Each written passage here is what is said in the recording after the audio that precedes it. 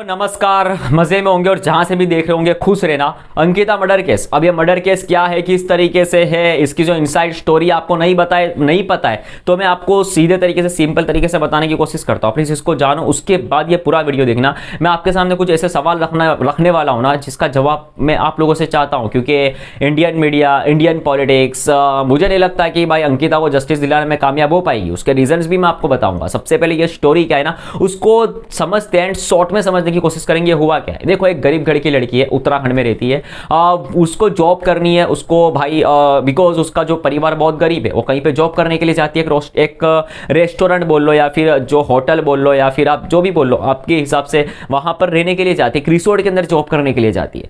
उस रिसोर्ट के अंदर वो जॉब करती है, बट उसको पता नहीं होता है कि उसकी पहली सैलरी मिलने से पहले उसकी हत्या हो जाएगी। अब वो वहां पर जॉब करती है, उसके सामने टर्म्स एंड कंडीशन रखी जाती है जो नॉर्मल होती है। बट जब वो जॉब करती है, उसके कुछ दिन बाद उसको टॉर्चर किया जाता है कि वहां पर जो आने वाले जो क्लाइंट है ना, उन क्लाइंट के साथ उनको शारीरिक संबंध बनाने पड़ेंगे। मींस के आप समझो, उनको मसाज देनी पड़ेगी, उनको स्पा देना पड़ेगा। आपको पता है ये क्या चीज है? अगर आपको थोड़ा सा भी नॉलेज हो आपको पता चल जाएगा। अब वहां पर अंकिता मना करती है कि भाई ये सब मैं नहीं करूंगी, क्योंकि जॉब मिलने से पहले ये जो ऑफर्स थे मेरे सामने नहीं रखे गए थे, तब वो मना करती है। अब यहां पर ये होता है कि उनको 10,000 रुपए का लालच दिया जाता है, उसके बाद भी वो मना करती है, बट उनको टॉर्चर किया जाता है ये चीज करने के लिए।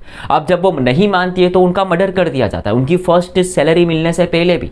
अब उनका मर्डर होने के बाद, मर्डर हुआ है, ये सारे के सारा झोल हुआ है। बट यहां पर ये जो लोग हैं, लाइक जो पब्लिक को जस्टिस मांग रही है, जस्टिस फॉर अंकिता, बट मेरे को एक बात समझ नहीं आती है, क्या उनको जस्टिस मिलेगा? उसके मैं आपको रीजन बताता हूं। प्लीज मेरे को आप बताना कि जस्टिस किस तरीके से मिलेगा। आप देखो, जहां पर क्राइम होता है ना, वहां पर सबूत होते हैं, ठीक है। जहां पर भी क्राइम होता है, जहां पर अंकिता रह रही थी, उस रिसोर्ट के अंदर, जिस घर के अंदर, जिस रूम के अंदर वो रह रही थी, उसको तो पूरी पूरा तहस नहस कर दिया जाता है बुलडोजर से, उसको उड़ा दिया जाता है।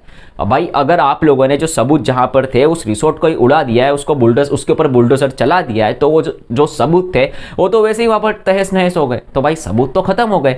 बट भाई अच्छी बात ये होती है कि कुछ व्हाट्सएप चैट्स की मदद से पता चलता है कि भाई इसके पीछे किसका हाथ था एंड क्या चीजें हुई थी, उनको टॉर्चर किस तरीके से किया जा रहा था। उनको भाई जो वहां पर जो कस्टमर्स आते थे, उनके साथ शारीरिक संबंध बनाने के लिए उनको टॉर्चर किया जाता था। बस इसी रीजन की वजह से उनको मार दिया जाता है, उनको भाई नहर के अंदर फेंक के उनकी हत्या कर दी जाती है। अब देखो यार, लोग बोल रहे हैं कि इनको जस्टिस मिलना चाहिए, बट मैं एक चीज बोलता हूं कि जस्टिस किस तरीके से मिलेगा। पहली बात तो सबूत जहां पर थे उसको तोड़ दिया गया।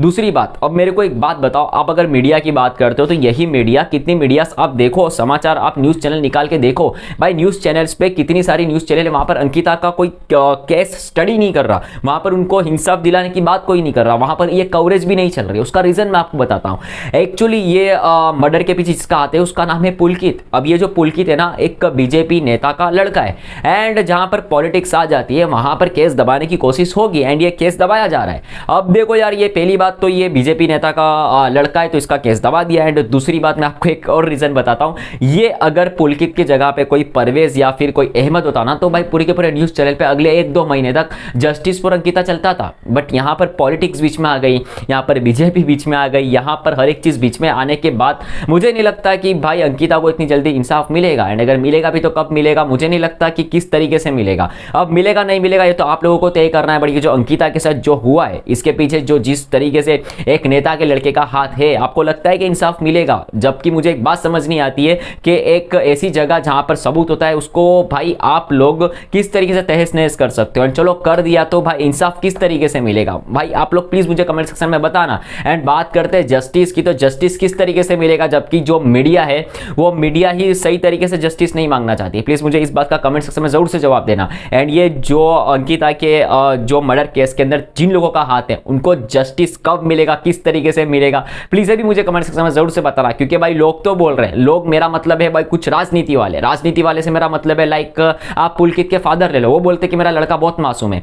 एक मासूम लड़का रिसोर्ट के अंदर ये सेक्सुअल हरकतें कर रहा है, जो शारीरिक संबंध बनाने के लिए टॉर्चर करता है एक बंदी को, तो वो बंदा शरीफ कैसे हो सकता है? प्लीज इस बात का जवाब भी मुझे कमेंट सेक्शन में जरूर से देना। एंड अंकिता के जस्टिस के लिए आप कमेंट सेक्शन में जस्टिस फॉर अंकिता लिख के जाना एंड बताना कि भाई ये जो मीडिया वाले लाइक ये जो पॉलिटिक्स वाले, अगर ये हिंदू मुस्लिम की बात आ जाती, मान लो अगर पुलकित की जगह कोई और शख्स होता तो ये मीडिया वाले क्या क्या करते, बट राजनीति आने के बाद, पॉलिटिक्स आने के बाद एंड थोड़ा सा आप देखो ना, पॉलिटिक्स मिक्सअप होने के बाद ये सारा का सारा जो कांड हुआ है, सबूत वाली जगह को मिटा देना, ये कितना सही है, इसके बारे में प्लीज मुझे कमेंट सेक्शन में जरूर से बताना।